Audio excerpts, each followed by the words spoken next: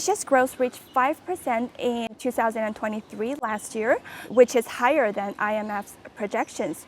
Where do you think the resilience of the economy lies? I would point out especially three factors. The first factor is that China's growth surprised on the upside in the last quarter of 2023. The second factor is that we got large upside surprises also from a couple of other countries. One of them is India, which grew at more than 8% in the last quarter. Overall, we observe in many Asian economies, especially in Southeast Asia, very robust growth of private consumption.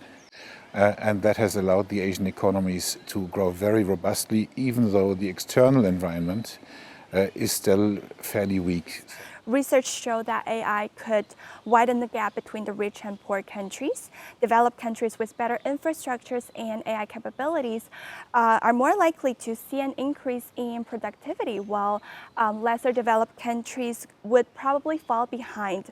What should developing countries do to curb the growing divergence? Thank you. That's a very good question. So let me first talk about what impact AI might have on the labor market, and then I'll use that to talk about what developing countries can do to not fall behind. The IMF Research Department has done some work on this, and there are really two dimensions that emerge as the most important ones. So the first one is substitutability. That is, to what extent AI can replace a specific job or a specific task.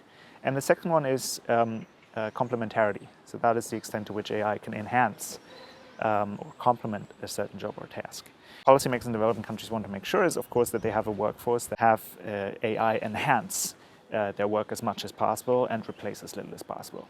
And there are really two things that they can do. And the first one is invest in education. Workers can make use of AI. They need to have the requisite skills and the requisite training to be able to employ AI tools in their day-to-day work.